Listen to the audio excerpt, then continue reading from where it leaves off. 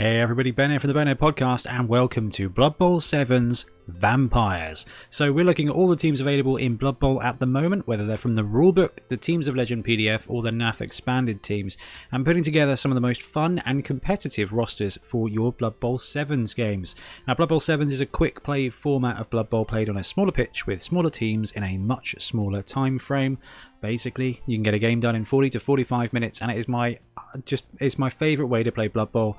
More games is just awesome. I really love it. If you want to know more about Blood Bowl 7's, watch our Intro to 7's videos, or watch one of our 2 seasons of Blood Bowl 7's from 7 Super Series. It is with the 2016 rule set, but you will get a very good idea of what Blood Bowl 7's is all about. Anyway, let's have a look at Vampires in 7's.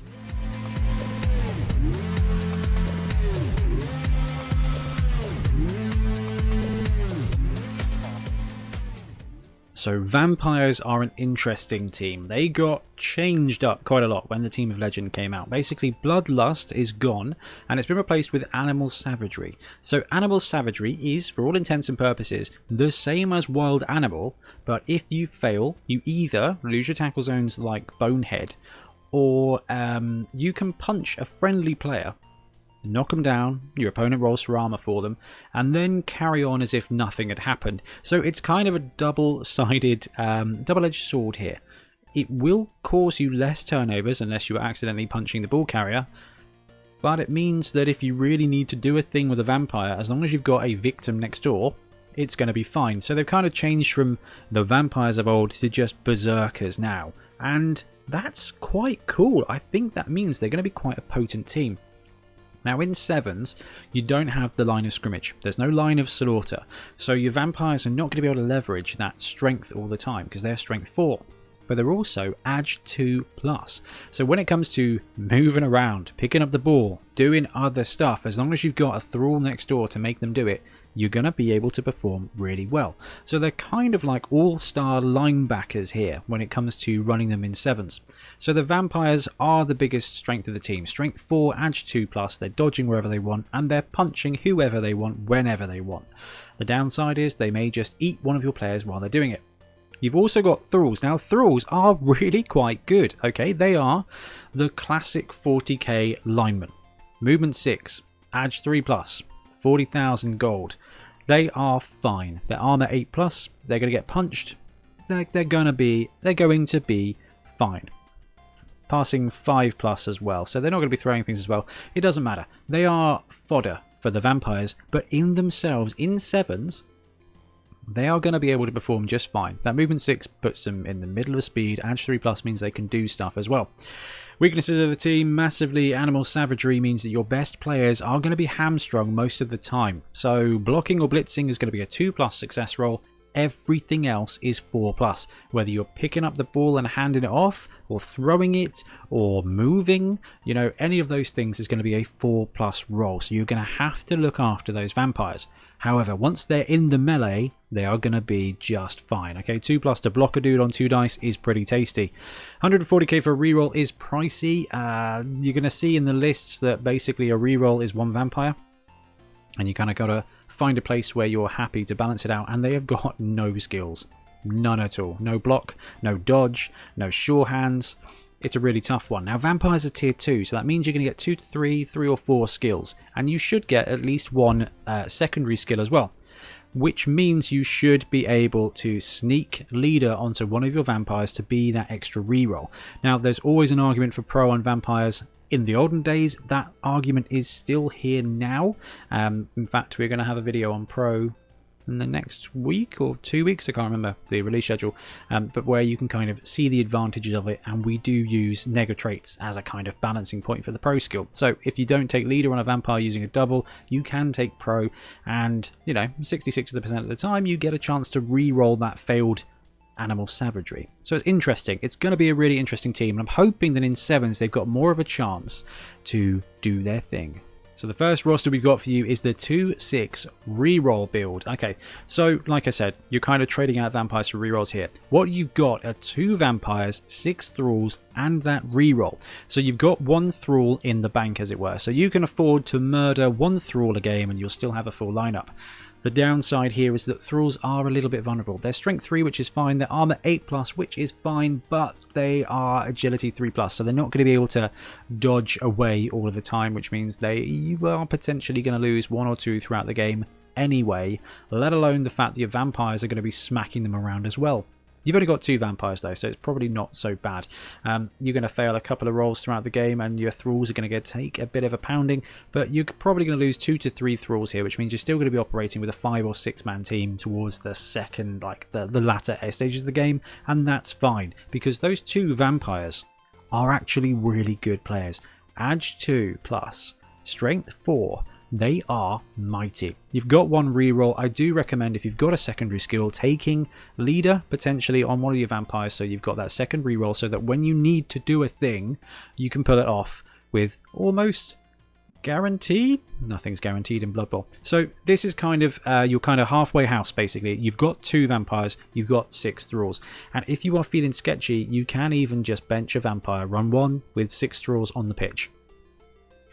On offense, your Thralls are going to do most of the work, and your vampires, because of the way they operate, because blitzing is going to be a 2+ and blocking is going to be a 2+, using those as kind of your blitzers is going to be great.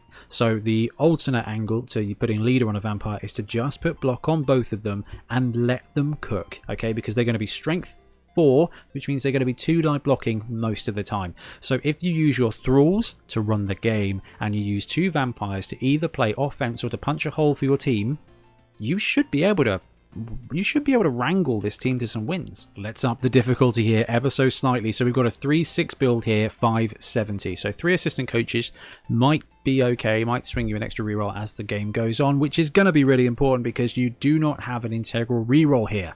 What you do have is 3 of those Ag 2+ strength 4 players. So 3 strength 4 blitzers here with Ag 2+.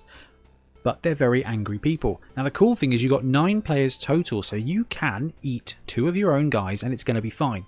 And you've ramped up the chances of that happening by 50% here. 1 blitz a turn using on your vampire is great. It means you're going to have to be real careful how you activate your other 2 vamps. But the beautiful thing here is, like we said on the other one, where you've got that bench, you can drop a vampire onto the bench for a time being. You know, you can just focus on the Thralls. It depends on where you're at. But what you can do is open up on defense to 3 strength 4 Ag 2+ players. Your opponent is going to have to come through you, and you're going to have the agility to strike where you want to. As soon as they base a vampire, and they're going to have to base your vampires because that 2+ blitzing with a strength 4 player, when they've got agility 2+, is going to be really strong. Okay, so they're going to want to base some vampires, and as soon as they base a vampire, it's just a 2+ bonehead roll essentially to punch the other player. So that's going to help you out. Getting those vampires into the brawl is going to be very useful, and they've got regeneration. They also have Hypnogaze. Hypnogaze is an interesting one. The way it kind of works with Animal Savagery is you have to roll a 4+ to then roll a 3+ to work. But every now and again, it's going to turn off your opponent's skills, and it's going to take away a corner of a cage, and your other guy is just going to be able to 2+ blitz in and knock out the ball. And all you need to do here, because your players are great, okay, your players are great, is pressure your opponent. They're going to make a mistake, you're going to flood, you're going to sneak it out, and you're going to win 2-0, 2-1. It's going to work. And 3-6, while you've got that reroll gone, you are going to run hot sometimes, and you're going to feel, you're going to start sweating when you run out of Thralls, but you're still going to be able to perform brilliantly because it's not turnover territory. When a vampire fails, it's just a bonehead. It's fine. They don't run off into the crowd. They're not gone anymore. They just loiter there doing nothing, which means they're absolutely fine to try and do it again next turn. They're kind of like fast trolls. And what could be better than a team of 4 of them? So you can, in fact, go max savage here. 4-4 build brings you in at 600. You've got nothing spare in the tank. Nothing left in the treasury. You are all in on 4 strength 4 Ag 2+ demigods, who tend to lose their anger and kill stuff. So you've got 3 Thralls on the pitch with 4 vampires. It's going to go very badly for the Thralls, but if you roll hot, you are running 4 of the best players when they are working. Can you imagine this?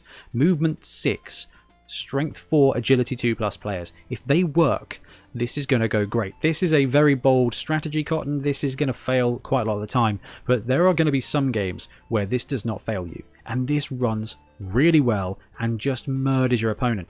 If you're going to go and try out vampires, then this is the best way to do it. You don't have to commit to an 11s game, but you can run a few 7s games with the 4-4 build, and you'll find out just how okay Animal Savagery really is. If you really need that blitz, if you really need them to move and pick up the ball, put a thrall next to them. Be very sparing with your thralls, but actually you can leave your vampires as kind of roadblocks here, because it's going to take 2 or 3 of your opponent's players to get a decent block against them. Now then you're winning in the numbers, and you should be able to use those thralls to activate the ones you really need to activate. It's risky, but it could be fun. Of all these rosters, I very much enjoy the idea of 4 vampires, but I think the 2-6 one is going to give you the best chance at winning, and it gives you that kind of vampire experience of old, where you've got a couple of really great players and a bunch of others that are just there to make them activate. Your thralls are not bad. You've got at least 1 reroll. If you go for the double and leader on a vampire, you've got 2 rerolls. At least one of them is going to end up with block, and you end up with a really cool team. This is not always going to work, but if you want the tier 2 vampire experience, this is going to be the one that gives you the biggest chance to actually play the game. Taking 4 vampires is begging for disaster, but I don't know, could be great fun. If you have a 7s night where you run 3 games, take the 4-4 build and just have a great time murdering someone. Someone's going to die. If you're not impartial, if you're impartial and not that fussed about who, then the 4-4 build is for you. But if you want to play vampires and pretend that it's Blood Bowl 2016, the 2-6 reroll is going to get you there, I think. 1 to 2 rerolls. It's not 6 vampires, it's 2 vampires. But it's going to give you, man, can you imagine 6 vampires and 7s? That would be absolute carnage. That's better. 2 vampires. It's going to give you the best kind of vampire experience. Anyway, guys, do let me know what you think of vampires in 7s in Blood Bowl 2020, because I think it's an interesting prospect, and I think they're going to be better in 7s than in 11s. And that could just be being very positive, but you know what? It's Blood Bowl. It's the best game, and I'm going to be jolly positive.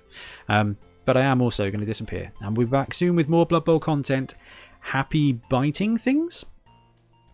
Thanks very much for watching. We really appreciate your support. If you want to support the show even further, please like and subscribe. It really helps us out. Or come and join us in our Patreon, link below, where you get early access to our content and monthly competitions. See you later.